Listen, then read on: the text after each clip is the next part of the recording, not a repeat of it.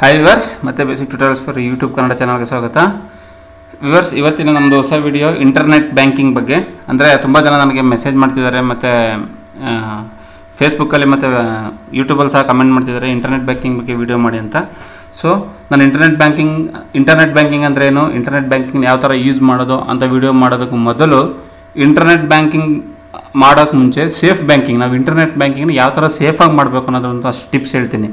ಯಾಕಂದರೆ internet banking ನಾವು ಸ್ಟ್ರೈಟಾಗಿ start ಮಾಡಿದಾಗ ಅದರಲ್ಲಿ ಲಾಸ್ ಜಾಸ್ತಿ ಆಗುತ್ತೆ. ಅಂದರೆ ನಮ್ಮ ಕಡೆಯಿಂದ ಮಿಸ್ಟೇಕ್ ಆದಾಗ ಅಥವಾ ಹ್ಯಾಕರ್ಸ್ಗೆ ತುಂಬ ಅನುಕೂಲ ಆಗ್ಬಿಡುತ್ತೆ, ನಮಗೂ ಅದ್ರ ಬಗ್ಗೆ ಕಂಪ್ಲೀಟ್ ನಾಲೆಡ್ಜ್ ಇಲ್ಲ ಅಂದರೆ. ಸೊ ಅದಕ್ಕೆ ಫಸ್ಟು ಸೇಫ್ಟಿ ಏನೇನು ತೊಗೋಬೇಕು ಅಂತ ಒಂದು ವಿಡಿಯೋ ಮಾಡ್ತೀನಿ. ಆ ನಂತರ what is internet banking, how to use internet banking ಅಂತ ಒಂದು ವಿಡಿಯೋ ಅಪ್ಲೋಡ್ ಮಾಡ್ತೀನಿ.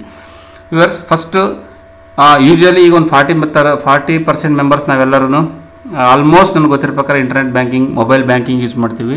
ಇಂಟರ್ನೆಟ್ ಬ್ಯಾಂಕಿಂಗ್ ಅಂದ್ರೇನು, ಮೊಬೈಲ್ ಬ್ಯಾಂಕಿಂಗ್ ಅನ್ನೋದೇನೋ ಸಹ ನಾವು ಮುಂದೆ ಡಿಸ್ಕಸ್ ಮಾಡೋಣ. ಬಟ್ ಅದಕ್ಕೂ ಮುಂಚೆ ಫಸ್ಟ್ ಸೇಫ್ ಬ್ಯಾಂಕಿಂಗ್ ಬಗ್ಗೆ ಯೋಚನೆ ಮಾಡೋಣ. ಎಷ್ಟು ಸೇಫ್ ನಾವು ಇಂಟರ್ನೆಟ್ನಲ್ಲಿ ನಾವು ಬ್ಯಾಂಕನ್ನು ಯೂಸ್ ಮಾಡೋದು ಅಂತ. ಅಂದರೆ ಹ್ಯಾಕರ್ಸಿಂದ ಯಾವ ಥರ ನಾವು ಅವ್ರಿಗೆ ಸಿಗದೆ ನಾವು ಸೇಫಾಗಿರಬೇಕು, ಎಷ್ಟು ಚಾನ್ಸಸ್ ಇರುತ್ತೆ ಅವ್ರಿಗೆ ಅನ್ನೋದ್ರ ಬಗ್ಗೆ ಹೇಳ್ತಾ ಹೋಗ್ತೀನಿ. ವಿವರ್ಸ್, ಫಸ್ಟ್ ಮ್ಯಾಕ್ಸಿಮಮ್ ನೀವು ಇಂಟರ್ನೆಟ್ ಬ್ಯಾಂಕಿಂಗ್ ಒಂದ್ಸರಿ ನಿಮ್ಗೆ ಯೂಸರ್ ID ಪಾಸ್ವರ್ಡ್ ಬಂತು, ನಿಮಗೆಲ್ಲ ಅವೈಲೇಬಲ್ ಇದೆ ಅಂತ ತಿಳ್ಕೊಳ್ಳಿ.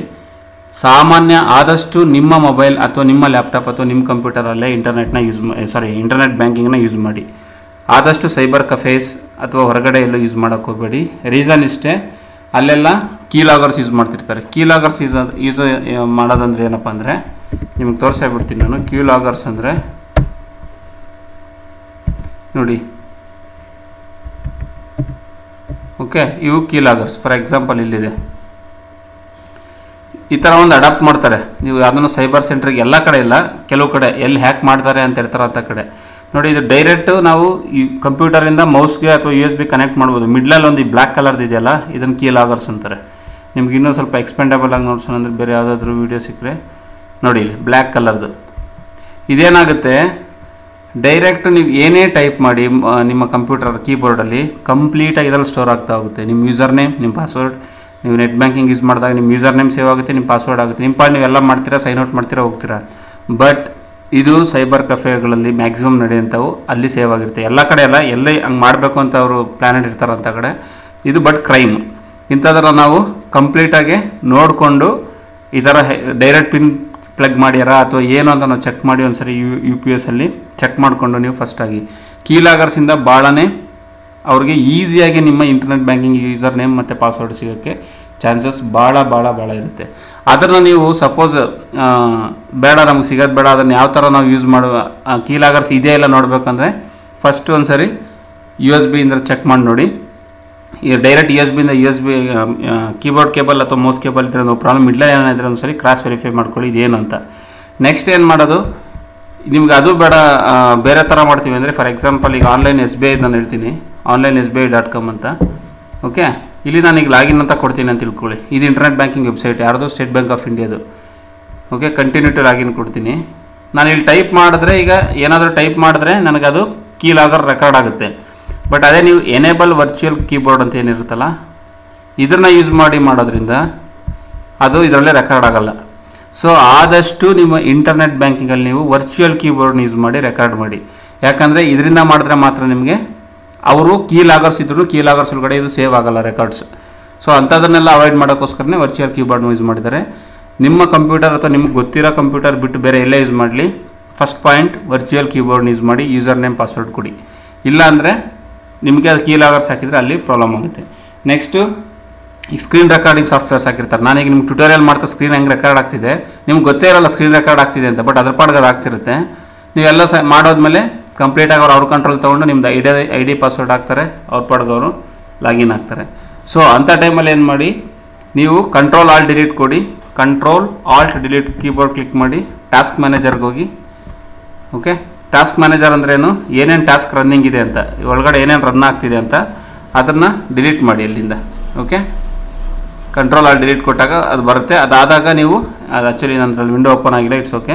ಅದಾದಮೇಲೆ ನಿಮ್ಗೆ ಅದು ಡೌಟ್ ಬಂತಾ, ಈಗ ಟೀಮ್ ವಿವರ್, ಆಮಿ ಅಡ್ಮಿನ್, ಎನಿ ಡೆಸ್ಕ್ ಸುಮಾರು ಇದ್ದಾವೆ, ಈ ಥರದ್ದೆಲ್ಲ ಒಂದ್ಸರಿ ಕ್ರಾಸ್ ಚೆಕ್ ಮಾಡಿ. ಅಲ್ಲೇನಾದ್ರು ರೆಕಾರ್ಡ್ ಆಗ್ತಾ ಇಲ್ಲ ನಿಮಗೆ ಎನ್ಶೂರ್ ಆದಮೇಲೆ, ರೆಗ್ಯುಲರ್ ಇರೋದು ಬಿಟ್ಟು ಬೇರೆ ಯಾವುದೋ ಸಾಫ್ಟ್ವೇರ್ ಇಲ್ಲ ಅಂದರೆ ಇದ್ದರೆ ಅದ್ರ ಮೇಲೆ ಗಮನ ಕೊಡಿ.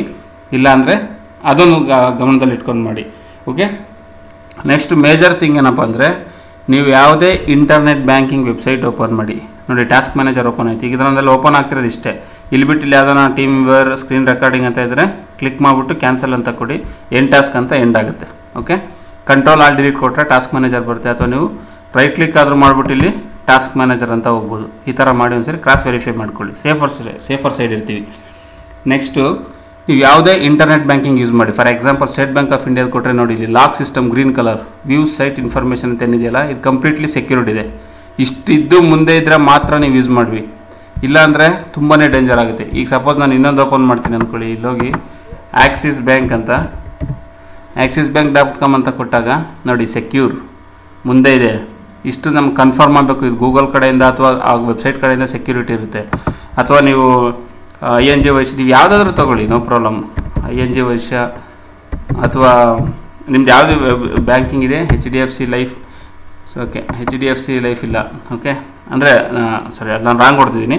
ನೀವು ಯಾವುದಾದ್ರೂ ವೆಬ್ಸೈಟ್ ತೊಗೊಳ್ಳಿ ಆನ್ಲೈನ್ ಬ್ಯಾಂಕಿಂಗ್ದು, ಅವೆಲ್ಲನೂ ಅಷ್ಟೇ. ನೋಡಿ ವಿಜಯ ಬ್ಯಾಂಕ್ ಕೊಡ್ತೀನಿ, ಇಲ್ಲಿ ವಿಜಯ ಬ್ಯಾಂಕ್ ಲೈನ್ ಕ್ಲಿಕ್ ಮಾಡಿದ್ರೆ ಸೆಕ್ಯೂರ್ ಅಂತ ಇದೆ. ಫಸ್ಟು ನೀವು ಎನ್ಶೂರ್ ಮಾಡಬೇಕಾಗಿರೋದು ಇಲ್ಲಿ ಸೆಕ್ಯೂರ್ ಇದೆಯಾ ಇಲ್ವಾ ನೀವು ವೆಬ್ಸೈಟ್ ಹೊಡೆದಾಗ. ಕಾರಣ ಏನು ಹೇಳ್ತೀನಿ, ಫಿಶಿಂಗ್ ಸೈಟ್ಸ್ ಮಾಡ್ತಾರೆ, ಸೈಟ್ನ ಫಿಶ್ ಮಾಡಿಬಿಡ್ತಾರೆ. ಏನು ಫಿಶಿಂಗ್ ಸೈಟ್ ಅನ್ನೋದನ್ನು ನಾನು ನಿಮ್ಗೆ ಎಕ್ಸ್ಪ್ಲೇನ್ ಮಾಡ್ತೀನಿ ನೋಡಿ. ಫಾರ್ ಎಕ್ಸಾಂಪಲ್ ಈಗ google.com ಅಂತ ಹೊಡ್ತೀನಿ, ಫಿಶಿಂಗ್ ಸೈಟ್ ಎಕ್ಸಾಂಪಲ್ಸ್ ಅಂತ ಕೊಡ್ತೀನಿ, ಫಿಶಿಂಗ್ ಸೈಟ್ ಎಕ್ಸಾಂಪಲ್ ಅಂತ. ಎಷ್ಟು ಮೋಸ ಮಾಡ್ತಾರೆ ಜನಕ್ಕೆ ಅಂದರೆ ನೋಡಿ. ಈಗ ಇದು facebook.com ಅಂತ ಇರುತ್ತೆ, ನಿಮ್ಗೆ ಯಾವುದೋ ಒಂದು ಇಮೇಲ್ ಬರುತ್ತೆ ನಿಮ್ಮ ಮೇಲ್ಗೆ. ಓಕೆ, ಇಮೇಲ್ ಬರುತ್ತೆ, ನೀವೇನು ಮಾಡ್ತೀರಾ, ಟಕ್ ಟಕ್ ಅಂತ ಓಪನ್ ಮಾಡ್ತೀರಾ. ಇಮೇಲ್ ಸಾರಿ ಬೇರೆ ಓಪನ್ ಆಯಿತು. ಓಕೆ, ಇಮೇಲ್ ಓಪನ್ ಮಾಡ್ತೀರಾ, ನಿಮ್ಮ ಇಮೇಲ್ ನಿಮ್ಮ ಒಂದು ಜಿಮೇಲ್ ಐಡಿಗೆ ಅಥವಾ ನೀವು ಯಾವುದು ಫೇಸ್ಬುಕ್ ಕೊಟ್ಟಿರ್ತೀರ ಅದಕ್ಕೆ ಬರುತ್ತೆ. ನಿಮ್ಮ ಫ್ರೆಂಡ್ ರಿಕ್ವೆಸ್ಟ್ ಕಳಿಸಿದ್ದಾರೆ, ನೀವು ಲಾಗಿನ್, ನೀವೇನು ಮಾಡ್ತೀರಾ, ಆ ಲಿಂಕ್ ಮೇಲೆ ಕ್ಲಿಕ್ ಮಾಡ್ತೀರಾ. ಪಿನ್ ಟು ಪಿನ್ ಫೇಸ್ಬುಕ್ ಹೆಂಗೆ ಕಾಣುತ್ತಿಲ್ಲ, ಇಲ್ಲಿ ಏನು ಫೇಸ್ಬುಕ್ ಪೇಜ್ ಇರುತ್ತಲ್ಲ ಇದೇ ಥರ ಎಲ್ಲ ಸೇಮ್ ಟು ಸೇಮ್ ಅಲ್ಲೇ ಇರುತ್ತೆ. ಎಲ್ಲ ಟೈಪ್ ಮಾಡ್ತೀರಾ, ಇಮೇಲ್ ID ಪಾಸ್ವರ್ಡ್ ಕೊಡ್ತೀರಾ, ಎಂಟರ್ ಕೊಡ್ತೀರಾ. ಬಟ್ ಇದು ವೆಬ್ಸೈಟ್ ಯಾರು ಸಾಮಾನ್ಯ ಗಮನ ಮಾಡಲ್ಲ. ನೋಡಿ ವೆಬ್ಸೈಟ್ ಇರೋದೇ ಬೇರೆ, ಸ್ಯಾನಸ್ ಏನೋ ಇದೆ, ಸ್ಯಾನಾಗ್ ಗುಡ್ಸ್ ಸ್ಟಿಂಗ್ನರ್ಸ್ ಅಂತ. ಸೊ ಇದು ಕಂಪ್ಲೀಟಾಗಿ ಕಾಣೋದೆಲ್ಲ ಫೇಸ್ಬುಕ್ ಥರನೇ ಇರುತ್ತೆ, ಬಟ್ ಈ ವೆಬ್ಸೈಟೇ ಬೇರೆಯವ್ರದ್ದು ಇರುತ್ತೆ. ನೀವು ಯೂಸರ್ ನೇಮ್ ID ಪಾಸ್ವರ್ಡ್ ಕೊಟ್ಟರೆ ಟಕ್ ಅಂತ ಅವ್ರು ನಿಮ್ಮದು ತೊಗೊತಾರೆ, ನಿಮ್ಮ ಯೂಸರ್ ನೇಮ್ ಫೇಸ್ಬುಕ್ಕಲ್ಲಿ ಲಾಗಿನ್ ಆಗ್ತಾರೆ, ನಿಮ್ಮ ಡೇಟಾನ ಅವ್ರು ಯೂಸ್ ಮಾಡ್ತಾರೆ. ಇದು ಬರೀ ಫೇಸ್ಬುಕ್ ಎಕ್ಸಾಂಪಲ್ ಅಂತ. ಬ್ಯಾಂಕಿಗೆ ಮಾಡ್ತಾರೆ. ನನಗೆ ರೀಸೆಂಟಾಗಿ ಒಂದು ವಾಟ್ಸಪ್ಪಲ್ಲಿ ಬಂದಿತ್ತು, ನಾನು ನೋಡಿದ್ದೀನಿ ಬ್ಯಾಂಕ್ದು. SBI bank same to same state bank of India ಥರನೇ ಇದೆ, ಬಟ್ ಅದರಲ್ಲಿ ವೆಬ್ಸೈಟ್ ಇರೋದು ಮಾತ್ರ ಸ್ಟೇಟ್ ಬ್ಯಾಂಕ್ ಆಫ್ ಏನೋ ಬೇರೆ ಇತ್ತು. ಸೊ ಅಂಥದ್ದು ನೀವು ಎನ್ಶೂರ್ ಮಾಡ್ಕೊಳ್ಳಿ. ನೀವು ಓಪನ್ ಮಾಡ್ತಿರೋ ವೆಬ್ಸೈಟು ಕಂಪ್ಲೀಟಾಗಿ ವೆಬ್ಸೈಟ್ ಅಡ್ರೆಸ್ ಕರೆಕ್ಟ್ ಇದೆಯಾ, ಮತ್ತು ಸೆಕ್ಯೂರ್ ಅಂತ ಇಲ್ಲಿ ಇರಲೇಬೇಕು. ಸೆಕ್ಯೂರ್ ಅಂತಿಲ್ಲ ಅಂದರೆ ಅದು ನೀವು ಒಮ್ಮೆ ಕಂಪ್ಲೀಟಾಗಿ ಗಮನ ಕೊಟ್ಟು ನೋಡಬೇಕು. ಇಲ್ಲಿ ವಿಜಯ್ ವೈ ತೆಗೆದುಬಿಟ್ಟು ಮಾಡಿಬಿಟ್ಟಿರ್ತಾರೆ, ನಿಮ್ಗೆ ಗೊತ್ತಾಗಲ್ಲ, ಇದೆಲ್ಲ ಸೇಮ್ ಡಿಸೈನ್ ಮಾಡಿರ್ತಾರೆ. ಸೊ ಇಂಥದ್ದು ನೀವು ನೆಕ್ಸ್ಟ್ ಗಮನ ಕೊಡಬೇಕು. ಇವೆಲ್ಲ ಫಿಶಿಂಗ್ ಸೈಟ್ಸು, ಇದ್ರ ಬಗ್ಗೆ ಬೇಕಾದ್ರೆ ಒಂದು ವೀಡಿಯೋ ಮಾಡಿ ಅಪ್ಲೋಡ್ ಮಾಡ್ತೀನಿ. Be careful. ನೀವು ಒಂದು ಸಾರಿ ಯೂಸರ್ ನೇಮ್ ಪಾಸ್ವರ್ಡ್ ಕೊಟ್ಟರೆ ಸೇಮ್ ಯೂಸರ್ ನೇಮ್ ಪಾಸ್ವರ್ಡ್ ಅವ್ನ ಡೇಟಾಬೇಸಲ್ಲಿ ಸೇವ್ ಆಗುತ್ತೆ. ಅವರು ಟಕ್ಕಂತ ನಿಮ್ಮ ವಿಜಯ ಬ್ಯಾಂಕ್ದು ಅಥವಾ ಯಾವ ಬ್ಯಾಂಕ್ ಇದ್ರದ್ದು ಓಪನ್ ಮಾಡ್ತಾರೆ, ಟ್ರಾನ್ಸ್ಫರ್ ಮಾಡ್ಕೊತಾರೆ. ಮೋಸ್ಟ್ ಇಂಪಾರ್ಟೆಂಟ್ ಈಗ ತುಂಬ ನಡೀತಾ ಇರೋಂಥದ್ದು ಫಿಶಿಂಗ್ ಸೈಟ್ಸ್. ಭಾಳ ಕೇರ್ಫುಲ್ ಆಗಿದೆ. ಯಾಕಂದರೆ ಇದನ್ನು ನಾನು ನೋಡಿದ್ದೀನಿ ರೀಸೆಂಟಾಗಿ, ಒಂದು ಆರ್ಟಿಕಲ್ ಅಥವಾ ಯಾವುದೋ ಫೇಸ್ಬುಕ್ಕಲ್ಲಿ ಅಥವಾ ವಾಟ್ಸಪ್ಪಲ್ಲಿ ನಾನು ನೋಡಿ ನಂಗೆ ಚೆನ್ನಾಗಿ ನೆನಪಿದೆ. ಓಕೆ, ಆಮೇಲೆ ನಿಮಗೆ ಕೆಲವು ಮೇಲ್ ಬರುತ್ತೆ, ನಿಮಗೆ ಫ್ರೀ ರೀಚಾರ್ಜ್ ಮಾಡೋಕ್ಕೆ ಬಂದಿದೆ, ನಿಮ್ಗೆ ಲಾಟ್ರಿ ಬಂದಿದೆ. ದಯವಿಟ್ಟು ಯಾರೋ ಈ ಕಾಲದಲ್ಲಿ ಫ್ರೀಯಾಗಿ ಏನೂ ಕೊಡಲ್ಲ. ಒಮ್ಮೆ ಗಮನ ಕೊಡಿ, ಕ್ರಾಸ್ ಚೆಕ್ ಮಾಡಿ, ನಿಮಗೆಲ್ಲ ಕರೆಕ್ಟ್ ಅನಿಸಿದ್ರೆ ಗೂಗಲಲ್ಲಿ ಚೆಕ್ ಮಾಡಿ, ನಿಮಗೆಲ್ಲ ಓಕೆ ಅನಿಸಿದ್ರೆ ಮಾತ್ರನೇ ನೀವು ಅದನ್ನು ಕ್ಲಿಕ್ ಮಾಡ್ತೀರಾ. ಅದು ನಿಮ್ಮ ಕಂಟೆಂಟ್ಸ್ ಕೇಳಿ, ನಿಮ್ಮ ಇಮೇಲ್ ನೇಮ್, ನಿಮ್ಮ ಪಾಸ್ವರ್ಡ್, ನಿಮ್ಮ ಇಮೇಲು, ನಿಮ್ಮ ಡೇಟ್ ಆಫ್ ಬರ್ತ್, ನಿಮ್ಮ ಫ್ರೆಂಡ್ ನೇಮು, ನಿಮ್ಗೆ ಏನಾದರೂ ಕೇಳುತ್ತೆ. ಸೇಮ್ ನೀವು ಅದನ್ನು ಅವ್ರು ಕ್ರಾಸ್ ಚೆಕ್ ಮಾಡಿಕೊಂಡು ಎಷ್ಟು ಸಾಧ್ಯನೋ ಅಷ್ಟು ನಿಮ್ಮ ನೆಟ್ ಬ್ಯಾಂಕಿಂಗಿಂದ ಅದನ್ನು ಹ್ಯಾಕ್ ಮಾಡ್ತಾರೆ. ಮತ್ತು ಎಲ್ಲದಕ್ಕೂ ನಾನು ಲಾಸ್ಟ್ ವೀಡಿಯೋದಲ್ಲಿ ಅಪ್ಲೋಡ್ ಮಾಡಿದೆ ಹೇಳಿದಂಗೆ ಎಲ್ಲದಕ್ಕೂ ಒಂದೇ ಪಾಸ್ವರ್ಡ್ ಇಡಬೇಡಿ. ಒಂದು ಹ್ಯಾಕ್ ಆದರೆ ಕಂಪ್ಲೀಟಾಗಿ ಎಲ್ಲನೂ ಹ್ಯಾಕ್ ಆಗ್ತಾ ಹೋಗುತ್ತೆ. ಇದು ತುಂಬ ಇಂಪಾರ್ಟೆಂಟ್. ಮತ್ತು ಒಂದು ಎನ್ಶೂರ್ ಮಾಡ್ಕೊಳ್ಳಿ. ನನಗೆ ಆಗಿರೋ ಎಕ್ಸಾಂಪಲ್, ಲಾಸ್ಟ್ ಒಂದು 15 ಡೇಸ್ ಬಿಫೋರು ನಾನು ನಿಮಗೆ ಆಕ್ಸಿಸ್ ಕ್ರೆಡಿಟ್ ಕಾರ್ಡಿಂದ ಫೋನ್ ಮಾಡ್ತಾಯಿದ್ದೀವಿ, ನಿಮ್ಮದು ಕಾರ್ಡ್ ಅಪ್ಗ್ರೇಡ್ ಆಗ್ತಾಯಿದೆ.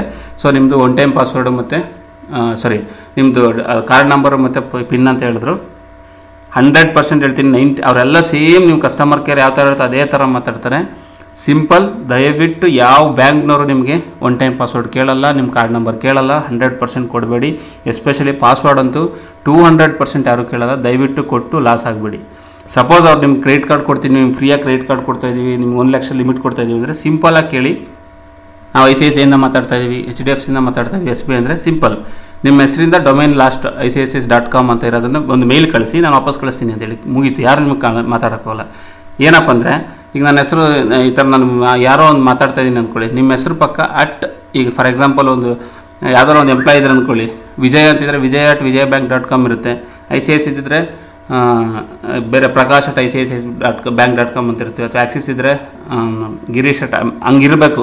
ಲಾಸ್ಟಲ್ಲಿ @axisbank.com ಅಂತ ಅಥರೈಸ್ಡ್ ವೆಬ್ಸೈಟ್ ಡೊಮೈನ್ ಇದ್ದರೆ ಕಳ್ಸೋಕ್ಕಿಲ್ಲ. ನಾನು ಜಿಮೇಲಿಂದ ಮಾಡ್ಕೊಂಬಿಟ್ಟು ಈಗ girish@hdfc.gmail.com ಅಂದರೆ ಇವೆಲ್ಲ ಫೇಕ್ ಇರುತ್ತೆ. ಒಂದ್ಸರಿ ಮೆನ್ಷನ್ ಮಾಡ್ಕೊಳ್ಳಿ, ಅವ್ನು ಕೇಳಿ ನೀನು ಡೊಮೈನಿಂದ ಆಕ್ಸಿಸ್ ಬ್ಯಾಂಕ್ ಅಥವಾ ಯಾವ ಬ್ಯಾಂಕಿಂದ ಮಾಡ್ತಿದ್ದ ಅದರಿಂದ ಎಂಡ್ ಆಗೋಂಥ ಡೊಮೈನಿಂದ ನನಗೆ ಒಂದು ಇಮೇಲ್ ಕಳಿಸಿ, ನಾನು ಚೆಕ್ ಮಾಡಿಬಿಟ್ಟು ರಿಪ್ಲೈ ಕಳಿಸ್ತೀನಿ ಅಂತ. ಓಕೆ, ಇದಿಷ್ಟು ಸೇಫ್ಟಿ ತುಂಬ ಇಂಪಾರ್ಟೆಂಟ್.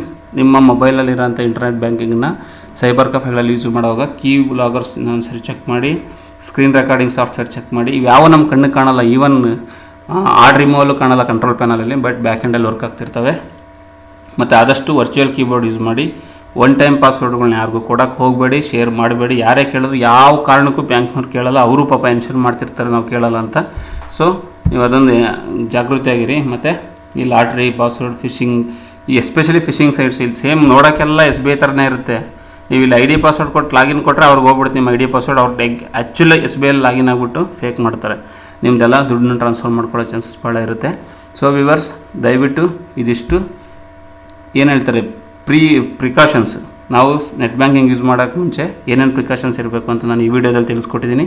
ನೆಕ್ಸ್ಟ್ ವಿಡಿಯೋದಲ್ಲಿ ಇಂಟರ್ನೆಟ್ ಬ್ಯಾಂಕ್ ಅಂದರೆ ಏನು, ಯಾವ ಥರ ಯೂಸ್ ಮಾಡೋದು ಅನ್ನೋದನ್ನು ಸಹ ನಾನು ನಿಮಗೆ ಹೇಳ್ಕೊಡೋಕ್ಕೆ ಟ್ರೈ ಮಾಡ್ತೀನಿ. ವ್ಯೂವರ್ಸ್, ನಿಮಗೆ ನನ್ನ ಈ ವಿಡಿಯೋ ಇಷ್ಟ ಆಗಿದ್ದರೆ ದಯವಿಟ್ಟು ಲೈಕ್ ಬಟನ್ ಪ್ರೆಸ್ ಮಾಡಿ. ಮತ್ತು ನಮ್ಮ ಚಾನಲ್ ಮಾತ್ರ ಸಬ್ಸ್ಕ್ರೈಬ್ ಮಾಡ್ಕೊಳ್ಳೋದು ಮರಿಬೇಡಿ. ಸಬ್ಸ್ಕ್ರೈಬ್ ಮಾಡ್ಕೊಬೇಕಂದ್ರೆ ಜಿಮೇಲಲ್ಲಿ ಲಾಗಿನ್ ಆಗಬೇಕು. ಜಸ್ಟ್ ಸಬ್ಸ್ಕ್ರೈಬ್ ಬಟನ್ ಕ್ಲಿಕ್ ಮಾಡಿ. ಮತ್ತು ಫೇಸ್ಬುಕ್ ಪೇಜು ಸಹ ಇದೆ, ಅಲ್ಲೂ ಬಂದು ನೀವು ಲೈಕ್ ಮಾಡೋದ್ರ ಮೂಲಕ, ಮತ್ತು ಟ್ವಿಟರಲ್ಲಿ ಸಹ ಲೈಕ್ ಮಾಡೋದ್ರ ಮೂಲಕ ಸಹ ನೀವು ನಮ್ಮ ನಮ್ಮ ಚಾನಲ್ ಸಬ್ಸ್ಕ್ರೈಬ್ ಮಾಡ್ಕೊಬೋದು.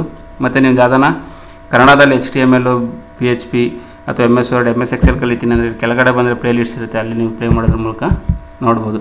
ವ್ಯೂವರ್ಸ್, ನಿಮಗೆ ನಾನು ಈ ವಿಡಿಯೋ ಇಷ್ಟ ಆಗಿದ್ರೆ ದಯವಿಟ್ಟು ಲೈಕ್ ಮಾಡಿ, ಶೇರ್ ಮಾಡಿ, ಸಬ್ಸ್ಕ್ರೈಬ್ ಮಾಡಿ. Thank you for watching. Take care. Bye. Okay, thank you. Bye. See you.